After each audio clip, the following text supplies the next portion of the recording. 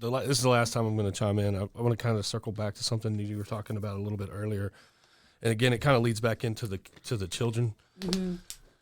You were talking about like being like God scared you at one time in your life, and I think, of course, there's a level of innocence to even feeling that way because it's what you were taught, right? A lot of people are very legalistic, and they teach you that if you do wrong, you're going to get bad from God. God's going to punish you, and He's going to smite you.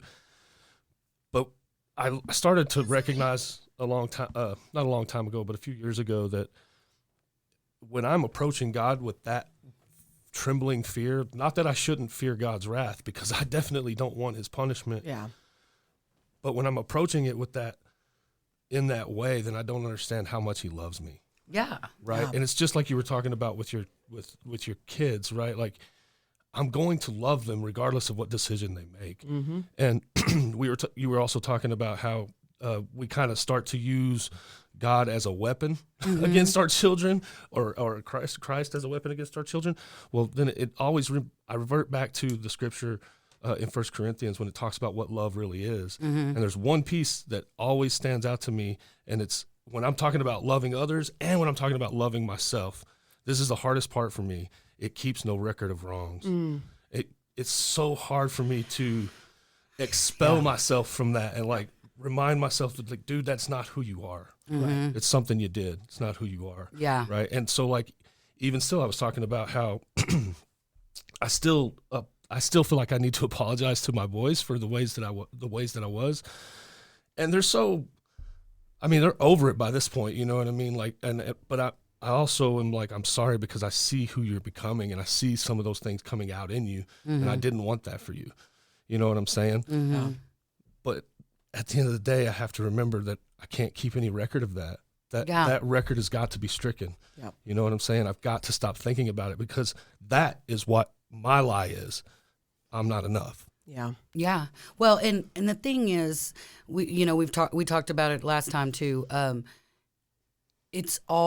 Everything's a lesson, and if you don't use it for the right reasons, then it's all in vain, right. You know. And so every little time you lost control or felt like you lost control or were too harsh, all of that was a necessary need for one day, one of your boys or one of your grandkids, little Knox maybe, who knows, they're going to come to you and say, you know what, Dad, I was out of pocket and I don't know how to forgive myself. And you can say, listen, yeah, you do, because you forgave me. Right. Yeah. You know what I'm saying? Good. And so this is how you do it. And this is the steps I made. Yeah. And this is, and explain where you decided to change and what was the need in that.